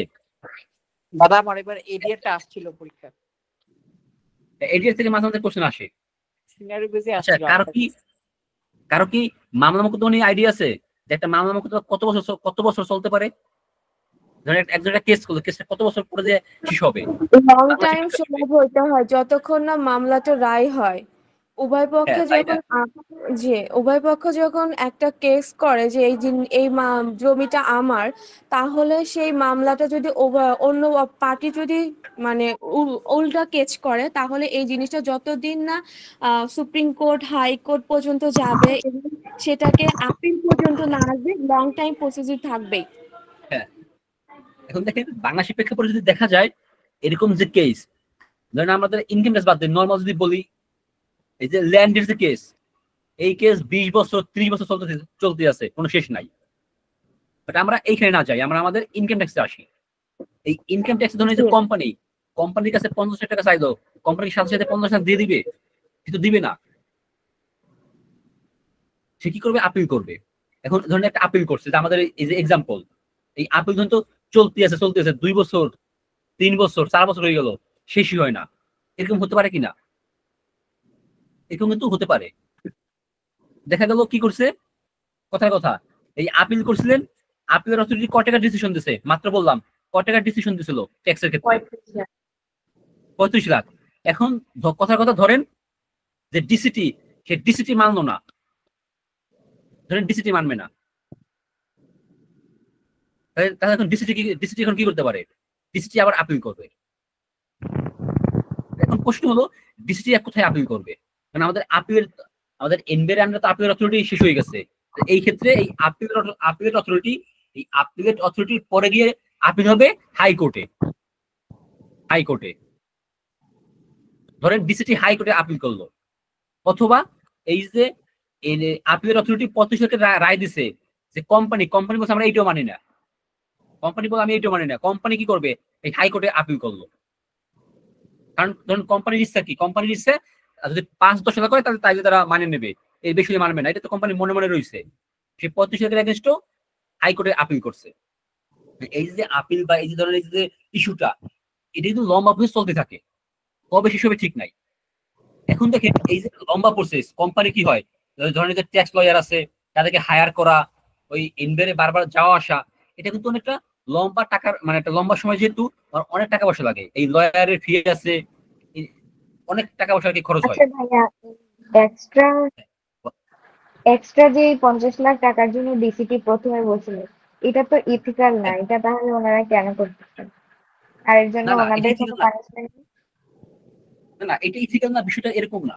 মানে আপনি যখন রিটার্ন সাবমিট করেন, আপনি কিন্তু অনেক কিছু এক্সপেন্স শো করছেন, আপনি এক্সপেন্স শো করে আপনি ইনকাম ক্যালকুলেশন করছেন। ডিসিটির কাছে মনে হয়েছে এই এক্সপেন্সের ডকুমেন্টস নাই, বা ওই এক্সপেন্স সে অ্যালাউ করতেছে না। কারণ আমাদের ইনকাম ট্যাক্স অ্যাক্টে এই এক্সপেন্স, কোন এক্সপেন্স অ্যালাউবল হবে আর কোন এক্সপেন্স অ্যালাউবল হবে না, এটা নিয়ে ডিটেইলস আইন আছে। কোম্পানি তো চাইবেই যে সে এক্সপেন্স বেশি দেখিয়ে ইনকাম কমাইতে, বা ডিসি তো চাইবে যে এক্সপেন্স যত কমানো যায়। তো ওই কারণে ডিফারেন্স চলে আসে। এখন আমাদের যে গ্রাউন্ডে ছিলাম, যে এই যে এত কাহিনী, লম্বা কাহিনী, আমরা এখন কি করব? আমরা এই লম্বা কাহিনীতে যাব না। আমরা যাব কোথায়? গ্রামে কি হয়?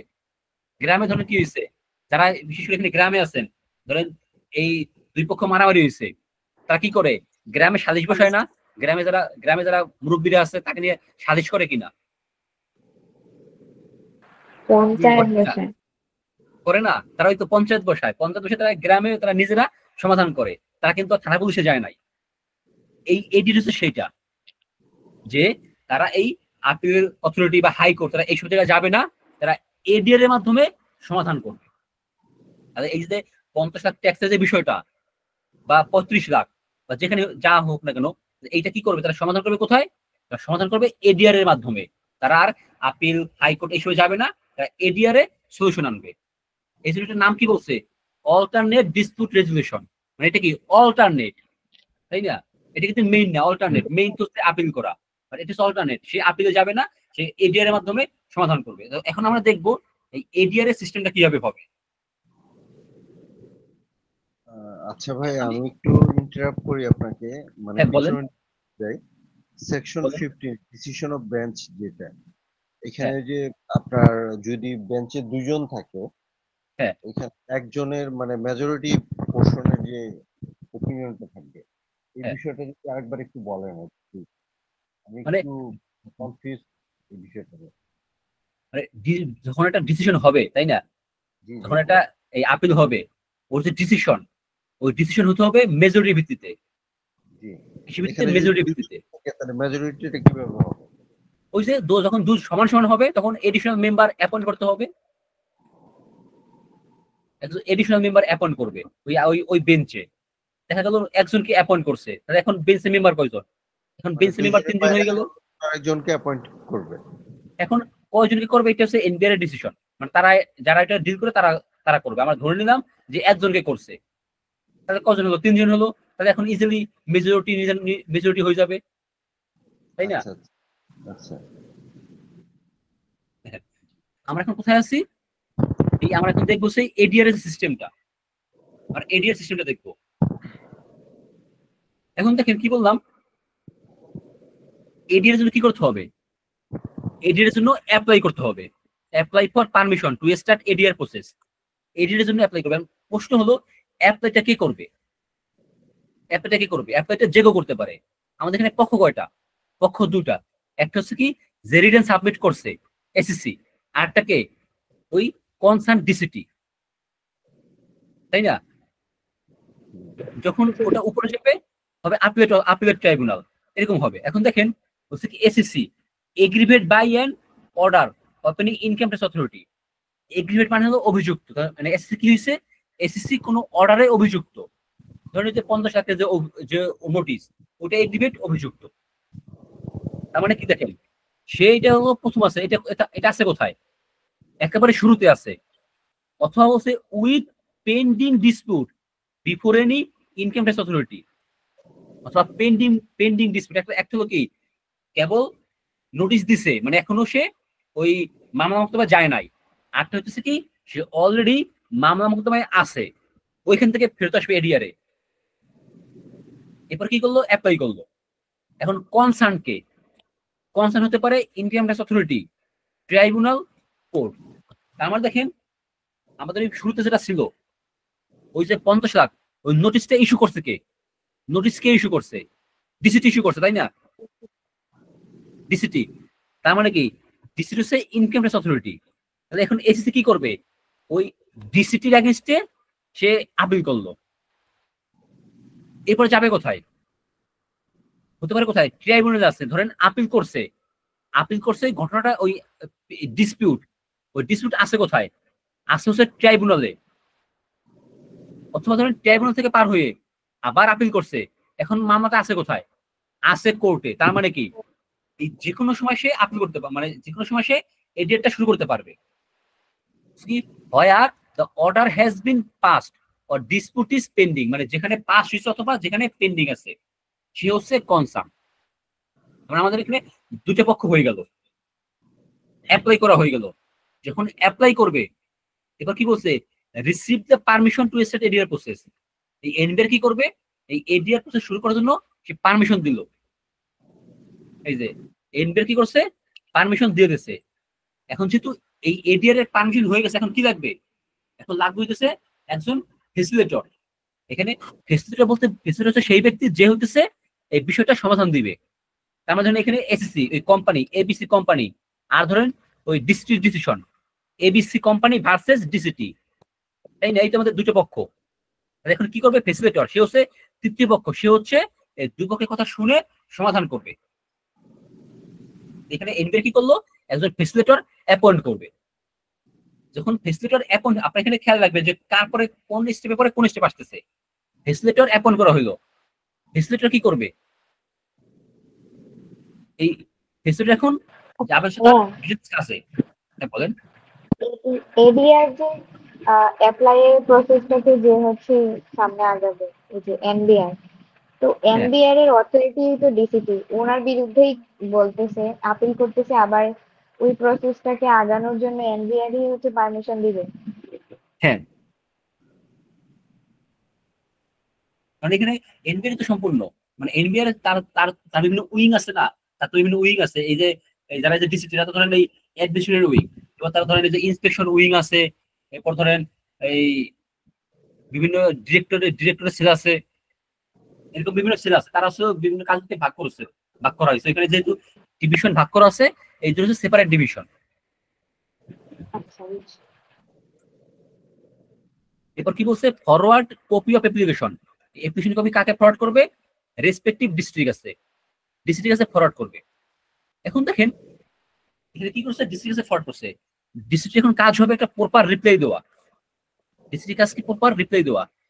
এখানে কি হচ্ছে প্রপার রিপ্লাই, যদি ইয়েস হয় সে প্রপার রিপ্লাই দিয়েছে, এডিআর শ্যাল নট কন্টিনিউ, আর এডিআর শুরু হবে না যদি ডিসিটি প্রপার রিপ্লাই দেয়।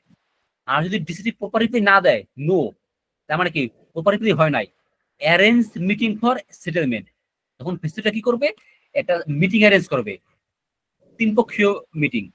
এক পক্ষে ফেসিলিটেটর, এরপর সে এসএসসি আর হলো এই ডিসিটি। এখন এখানে যে মিটিং হবে, এই মিটিং এ কি বলছে, ACC himself or authorised representative, এই মিটিং এ কি হবে যে এসিসি কোম্পানি নিজে আসতে পারে অথবা তার পক্ষে এসে পাঠায় প্রতিনিধি, রেসপেক্টিভ ডিসিটি অর রিপ্রেজেন্টেটিভ, ডিসিটি সে নিজে যেতে পারে অথবা তার পক্ষে সে প্রতিনিধি পাঠাতে পারে। ধরেন ডিসিটি কি করলো, তার নিচে যে আছে অ্যাসিস্ট্যান্ট কমিশনার, সে ধরেন অ্যাসিস্ট্যান্ট কমিশনারকে পাঠিয়ে দিল। ডিসিটি তো আরো অনেক কাজ থাকে, সে পাঠালো কাকে, এসিটি কে। আবার ধরেন কোম্পানি কি করছে, ধরুন ও একটা ফার্মকে হায়ার করছে, ধরেন ট্যাক্স মানে ধরুন ট্যাক্স ফার্ম, লয়ার ফার্মকে হায়ার করছে এই বিষয়টা ডিল করার জন্য। তার মানে কি এখানে নিজেরা আসতে পারবে অথবা তাদের পক্ষে যাবে প্রতিনিধি। এরপর কি হবে, এই তিন পক্ষের আলোচনা হবে। ধরেন ডিসিটি তার পক্ষে যুক্তি দিবে, এরপর এসিসি যে এই পক্ষ যুক্তি দেবে যে কেন তার ট্যাক্স কমাইতে হবে বা কেন এত টাকা 50,000 টাকা ট্যাক্স বেশি হয়েছে। সে তখন তার পক্ষে যুক্তি দেবে যে আমার এই সব এক্সপেন্স এলাওয়েবল, আমার এই জন্য ট্যাক্স কমাইতে হবে। ডিসিটি বলবে তার আইনে বলা আছে এই ট্যাক্স এই এক্সপেন্সটা এলাওয়েবল না, আমি ওইটার উপর আমার ট্যাক্স দিতে হবে। তাহলে এইভাবে ধরেন অনেক ডিসকাশন আর্গুমেন্ট সব হবে। এরপরে একটা ডিসিশন হলো, কি বলছে, agreement is reached wholly or partly. এখন এই যে মিটিং হলো, মিটিং এর পরে তারা কোনো এগ্রিমেন্ট মানে তারা কোনো ডিসিশনে আসছে কিনা। ধরেন কি হয়েছে, ডিসিশন চাইছে কয় লাখ, 50 লাখ, আর এসিসি বললো, এসিসি তার আর্গুমেন্টে সে বললো যে আমি 20 লাখে রাজি আছি, আমি 20 লাখে রাজি আছি, আর ডিসি ছিল 50 লাখে। এখন ডিসিটি বললো না, আমি কাজ করি, আমি 40-এ রাজি আছি, আমি 50 লাখ, আমি 40-এ রাজি আছি। মানে তার ক্যালকুলেশন, তার আর্গুমেন্টে 40 লাখ, আর এসএসসির আর্গুমেন্টে আসে কয় লাখ, 20 লাখ। এরপর ধরেন এই যে ফেসিলিটেটর শুনে সবকিছু নিয়ে এখন কি হবে, ডিসিশন হবে। এখন কথা হলো, ফেসিলিটেটর বললো, অ্যাজ এক্সাম্পল ফেসিলিটেটর বললো যে আচ্ছা ঠিক আছে মাঝামাঝি দিয়ে দেই 30 লাখ, আপনারা দুজন রাজি কিনা। ফেসিলিটেটর বললো আমরা 30 লাখ দিয়ে দেই, দুই পক্ষ রাজি কিনা। এখন বলছে agreement is reached wholly or partly, মানে এই যে সম্মতি ডিসিশনে আসছে, সম্পূর্ণ ডিসিশন হতে পারে অথবা পার্টলি হতে পারে। ডিসিশনে আসছে কিনা, যদি বলে না ডিসিশন হয় নাই, তার মানে কি যে ফেসিলিটেটর যে টাকাটা দিছিল সে সব শুনেছে, যে রায় দিচ্ছে সেটা 30 হতে পারে, কম হতে পারে, বেশি হতে পারে। যদি কেউ না মানে, এখন ধরেন এইখানে বললো যে এই এসিসি বললো যে আমি রাজি, এসিসি বললো আমি 30 লাখে রাজি, ডিসিসি বললো আমি রাজি না, তার মানে কি ডিসিশন কি হয়েছে নাকি হয় নাই? হয় নাই। যদি ডিসিশন না হয় তাহলে কি বলছে, facilitator should communicate the result within 15 days, কয়দিনের মধ্যে, 15 দিনের মধ্যে। তাহলে সে কি হবে, যেহেতু ডিসিশন হয় নাই, সে 15 দিনের মধ্যে রেজাল্টটা জানিয়ে দেবে, দুই পক্ষকে জানিয়ে দিবে, এবং তাকে যে অ্যাপয়েন্ট করছে, যে অথরিটি মানে এনবিআর যে ডিভিশন অ্যাপয়েন্ট করছে, সেখানে কি করবে, তার ডিসিশনটা জানিয়ে দেবে যে এগ্রিমেন্ট মানে এই কোনো ডিসিশন হয় নাই। এরপরে তো ওটা বাদ। এরপর কি বলছে, ACC may appeal to the proper authority, যেহেতু আমাদের ফেসিলিটেটর এডিআর যেহেতু কোনো ডিসিশন হয় নাই, এরপরে ধরেন এসিসি আপিল করতে পারে। মানে এসিসি এর পরেরটা তার পরে দেখবে যে সে পরে কোন পদ্ধতি অবলম্বন করবে। আর যদি ইয়েস হয়, হ্যাঁ ডিসিশন হয়ে গেছে, এই যে 30 লাখ বলছিল দুই পক্ষ মেনে নিছে, ডিসিটিও মেনে নিছে, এসিসি মেনে নিছে, যেহেতু দুই পক্ষ ডিসিশন মেনে নিছে। এরপর কি বলছে, ফেসিলিটেটর শুড রেকর্ড ডিটেইলস, তার মানে যে পুরো আর্গুমেন্ট, সেই পুরো আর্গুমেন্টের যে বিভিন্ন ডকুমেন্টস আছে, প্রুফ আছে বা এভিডেন্স আছে, এই সবকিছু সে সংরক্ষণ করবে, এবং কিভাবে ডিসিশন আসছে সবকিছু সে লিখবে। লেখার পরে রেজাল্টটা কমিউনিকেট করবে কোথায়, এসএসসি এবং রেসপেক্টিভ ডিসিটি কে, তাদেরকে জানিয়ে দেবে, লিখিতভাবে জানিয়ে দিবে যে আপনাদের এই সব আর্গুমেন্ট ছিল, এই সব প্রমাণ ছিল, এই সব ভিত্তিতে নির্ধারণ করা হচ্ছে 30 লাখ টাকা, এবং আপনারা দুই পক্ষই সম্মত হয়েছেন। এরকম এই সব ডিটেলস তারা লিখে কি করবে, দুই পক্ষকে জানিয়ে দিবে। এরপরে যেহেতু ইয়েস হয়েছে, দুই পক্ষ সম্মত হয়েছে, দেখেন কি বলছে, result is final and can not be challenge. এই যে ডিসিশন হচ্ছে 30 লাখ, এইটাই ফাইনাল, এবং এই ডিসিশন এগেইনস্টে আর কোনো আপিলের কোনো সুযোগ নাই। তো এই কথাটা ভালো করে মনে রাখবেন, এই এডিআর এর যে ডিসিশন, এইটাই ফাইনাল ডিসিশন, এর এগেইনস্টে আপিল করার সুযোগ নাই। আর যদি ডিসিশন নো হয়, তাহলে তারা এরপরে পরবর্তীতে তাদের যে স্টেপ, তারা আপিল অথরিটিতে আপিল করতে পারে, অথবা হাইকোর্টে আপিল করবে, হাইকোর্টের পর তারা সুপ্রিম কোর্টে আপিল করবে, যেভাবে হোক না কেন। এই হচ্ছে এই এডিআর এর প্রসেসটা। এটা কি বুঝতে পারছেন আমাদের এডিআর এর বিষয়টা এখন? জি ভাই। ভাইয়া এখানে যদি এগ্রিমেন্ট যদি নো হয়, এখানে রেজাল্টটা যে দিবে এটা কি যে ডিসএগ্রিমেন্ট যে হয়েছে এটাই শুধু লিখে দেবে যে কেউ মানে হ্যাঁ, ওইটা সে লিখে দেবে, যে ডিসিশন হয় নাই, সে ওইটাই লিখে তার যে অথরিটি তাকে যে অ্যাপয়েন্ট করছে সেখানে এসে সাবমিট করে দিবে যে এত আলোচনা হয়েছে, দুই পক্ষেতে কেউ কোনো ডিসিশনে অ্যারাইভ হতে পারেনি। এর মানে কি? এর মানে মোটামুটি বলা যায় যে এডিআর ফেইল্ড হয়েছে, তাই না? এই যে এডিআর প্রসেস এটা ফেইল্ড। বুঝতে পারছি ভাইয়া। আমাদের এখানে এডিআরটা হয়ে গেল। এখন আমরা আরেকটা জিনিস দেখবো, সেটা হলো এই যে আমরা যে বললাম যে আপিল করবে, এই যে এনবিআর যে অথরিটি আছে তাদের এগেইনস্টে যে আপিল করব, এখানে আমাদের একটা টেবিল দিয়ে দিয়েছে। এই টেবিলে বলা হয়েছে যে কখন কোথায় আপিল করা যাবে বা কার এগেইনস্টে আপিল করা যাবে। এখানে বলছে কি ডিসপিউট অ্যারাইজেস, এটা হচ্ছিল ম্যানুয়ালের 40।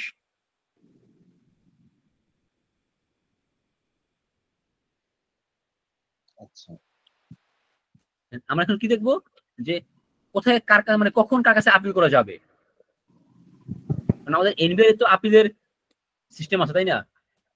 এখন দেখেন এখানে কি বলা হয়েছে, dispute arises out of an order of, মানে কার ডিসিশনে বা কার অর্ডারে ডিসপিউট অ্যারাইজ হয়েছে। ডেপুটি কমিশনার অফ ট্যাক্সেস, তার মানে ডিস্ট্রিক্ট অর্ডারে ডিসপিউট। ওই যে 50 লাখের ওই নোটিশটা দিছে কে? নোটিশটা কে দিছিল মনে আছে? রাইট, ডিসিটি দিছিল। যেহেতু ওই নোটিশটা দিছে ডিসিটি, তার মানে কি ডিসিটির নোটিশে ঝামেলা হয়েছে, মানে ওইখান থেকে ডিসপিউট শুরু। এইটা আপিল করা যাবে কোথায়? এটা আপিল করা যাবে আপিলের joint commission of taxes as a city or appellate additional commission of taxes. দেখেন নামগুলো খেয়াল রাখবেন, ডিসিটির হইলে কার কাছে আপিল করা যাবে? আপিলের joint commission of taxes or appellate additional commission of taxes or commission of taxes appeal. Commission of taxes appeal, তার মানে এই তিনজনের কাছে আপিল করা যাবে। এখন ধরেন এই তিনজনের কাছে আপিল করা হয়েছিল, আগে তো ভাই আমরা ট্রাইব্যুনালের কথা বললাম না? না ট্রাইব্যুনাল তো পরে, ট্রাইব্যুনাল যাবে পরে, আগে তো এখানে আপিল করতে হবে।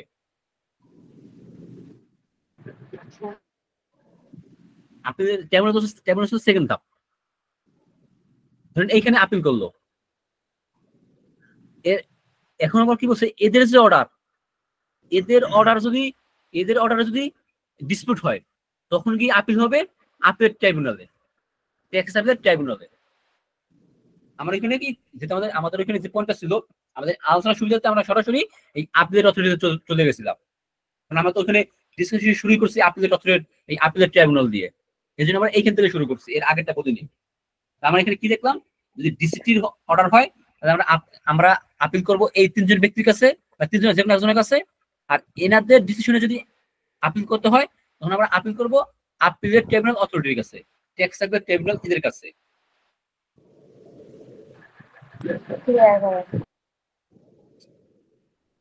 এই হচ্ছে বিষয়, এই হচ্ছে আমাদের এনবিআর অ্যাডমিনিস্ট্রেশন, আমাদের সেকেন্ড চ্যাপ্টার। আমাদের সেকেন্ড চ্যাপ্টারের বিষয়টা এখানে তাহলে শেষ।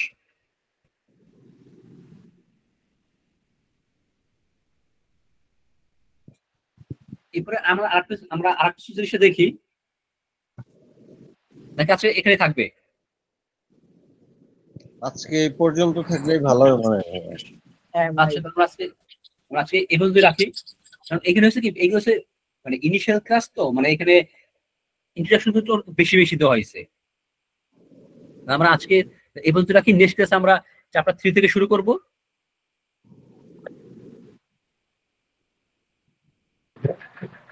হ্যাঁ, আপনার ক্লাসটা অনেক সুন্দর হয়েছে।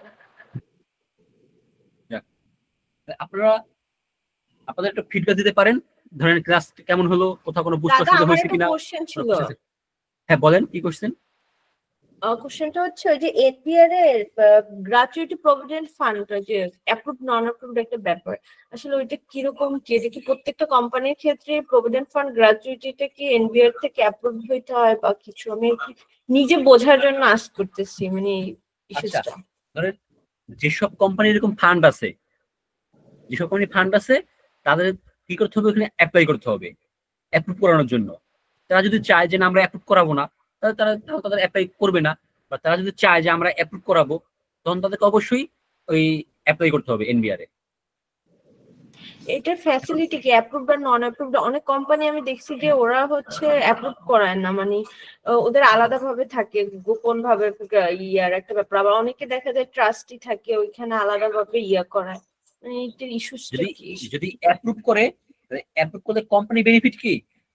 ধরেন একটা প্রভিডেন্ট ফান্ড, একটা প্রভিডেন্ট ফান্ড ধরেন কোম্পানির অ্যাপ্রুভ করাই নিছে, ওই ফান্ডে কোম্পানি যে পরিমাণ টাকা দিবে, কোম্পানি ওই ফান্ডে যে পরিমাণ টাকা দিবে, ওই পরিমাণ টাকা কোম্পানি তার রিটার্নে এক্সপেন্স হিসেবে শো করতে পারবে। তাহলে কি হলো, যদি এক্সপেন্স শো করে তার ইনকাম কম হবে, ট্যাক্স কম হবে। আর যদি সে অ্যাপ্রুভ না করায়, যে ওই ফান্ডে যে টাকাটা সে দিছে, ওই টাকাটা সে আর এক্সপেন্স হিসেবে শো করতে পারবে না। আর যদি এক্সপেন্স হিসেবে শো না করতে পারে, তার ইনকাম বেশি হবে, ট্যাক্স বেশি আসবে। এইবার বুঝছেন ডিফারেন্সটা কোথায় আসতেছে?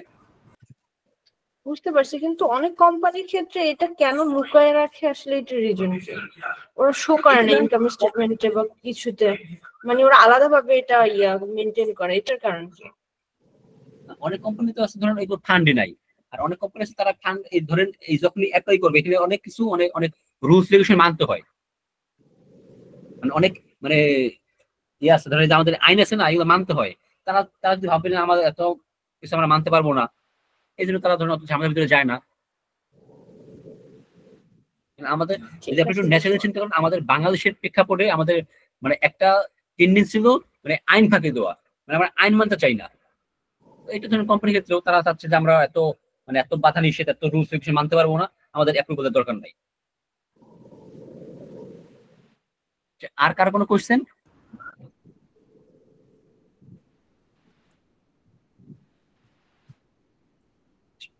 তাহলে যদি আর কার কোনো কোশ্চেন না থাকে, আমি চেষ্টা করেছি আমাদের যে আজকে যে টপিকগুলো একটু আপনাদেরকে সুন্দর করে বোঝানোর জন্য। তারপর যদি কোথাও কোনো মানে ভুলভ্রান্তি হয়ে থাকে বা আপনাদের ভালো না লেগে থাকে, সেটা আপনারা জানাতে পারেন। যদি জানান তাহলে অবশ্যই আমরা সেটা ডেভেলপ করার চেষ্টা করবো। কারণ আপনাদের ফিডব্যাকই কিন্তু আমাদের একটা গুরুত্বপূর্ণ অংশ, যে আমাদের আমাদের বুঝতে হবে যে হ্যাঁ আমাদের এই জায়গাটা সমস্যা আছে, আমরা ওই জায়গাটা ডেভেলপ করবো। তো যদি কোনো সমস্যা থেকে থাকে সেটা অবশ্যই জানাবেন। আর আমি সর্বোচ্চ চেষ্টা করবো যতটা বিষয় জানি ট্যাক্স নিয়ে, আপনাদের পাশের জন্য, আপনাদের এক্সামের জন্য সর্বোচ্চ, আপনাদের বোঝানোর জন্য, সর্বোচ্চটা শেখানোর জন্য। তো এই বলে আজকের ক্লাসটা আমি এখানে শেষ করছি। এবং দাদা একটু ইন্টারাপ্ট করি, মানে এর মধ্যে যেমন কেমন কোশ্চেন থাকতে পারে, কোন জায়গাগুলো একটু বেশি ইম্পর্টেন্ট বলে মনে হয়? এখানে আমরা যে বিষয়গুলো ডিসকাস করতেছি এইগুলো করলেই হবে। যেমন ধরেন এই যে এই ক্লাসটা আমি যদি এডিআর এর কথা বলি, ধরেন এডিআর এর ডিসিশনটা কিভাবে হবে, এটা একটা কোশ্চেন। আবার এডিআর এর ডিসিশনটা আপিল করার সুযোগ আছে কিনা, ধরেন এটা একটা কোশ্চেন। আপনি বলবেন কি না কোনো সুযোগ নাই, এডিআর এর ডিসিশন ফাইনাল, এরকম। আবার ধরেন যে শখের ক্ষেত্রে বলা গেল যে ধরেন ডিসিটির অর্ডারে ডিসপিউট হয়েছে, এটা কোথায় আপিল করা যাবে বা এখানে আপিল করা যাবে কার কাছে, ওই যে নামগুলো আছে ওইটা মনে রাখতে হবে। আবার ধরেন বেঞ্চের ডিসিশন কিভাবে হবে, মেজরিটি হবে, এরকম ছোটখাটো দু একটা কোশ্চেন আসতে পারে এখান থেকে। আরেকটা যে স্ল্যাবের ওইখানে থাকতে পারে, ওইখানে কোম্পানির রেট। স্ল্যাবটা লাগবে কোথায়, আপনার যে ইন্ডিভিজুয়াল আসবে না, সিনারিও আসবে ওইখানটায়। এখানে কিন্তু দুটো সিনারিও আসে, একটা হচ্ছে ইন্ডিভিজুয়াল, একটা হচ্ছে কোম্পানি। ওইখানটা হচ্ছে আমাদের ওই ট্যাক্স গুলো লাগবে। হ্যাঁ, দুইটাই বলছি আর কি, যে ইন্ডিভিজুয়ালের ক্ষেত্রে যেমন এই উপরের দিকে যে কিছু কথা বলা আছে, যেমন ফ্রিডম ফাইটারদের জন্য কত, এই কোশ্চেনটা আসে অনেক সময়। এরকম একটা জিনিস হতে পারে যে এরকম তাদের ক্ষেত্রে ট্যাক্স কত হবে, বা তার ইনিশিয়াল ট্যাক্স পিরিয়ড কত। হ্যাঁ,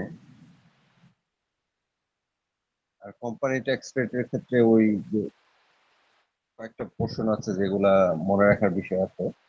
এবং যে কোম্পানি ট্যাক্স রেটের ক্ষেত্রে 2.5% লোয়ার, যে এটা একটা ইম্পর্টেন্ট বিষয় বলে মনে হয়, তাই না? হ্যাঁ, ওইটা ভাবতে, হ্যাঁ ওইটা একটা পয়েন্ট মনে রাখতে পারে যে কখন সেই 2.5% বেনিফিটটা পাবে, মানে কন্ডিশনটা কি, কন্ডিশন মনে রাখতে হবে। আচ্ছা, ঠিক আছে, থ্যাংক ইউ সো মাচ দাদা। আচ্ছা।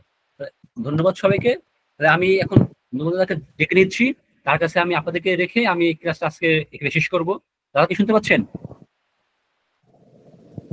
নবদাদা, হ্যালো।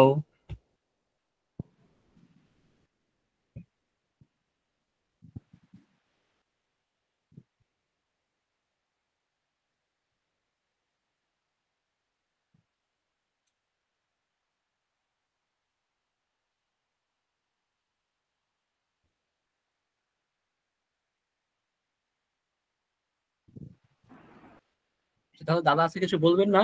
তো আমি একটা কথা বলে রাখি, যদি আপনাদের ক্লাসে ভালো লেগে থাকে, যদি মনে হয় যে না এখান থেকে আমাদের শেখার কিছু আছে বা অনেক কিছু বুঝতে পারবো, তাহলে আমি আশা করব আমাদের সামনে যে ক্লাসগুলো আছে সেখানে জয়েন করবেন এবং আমাদের সাথে থাকবেন।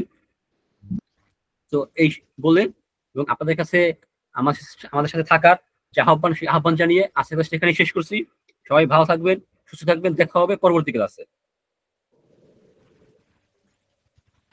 আসসালামু আলাইকুম। আসসালামু আলাইকুম সবাইকে।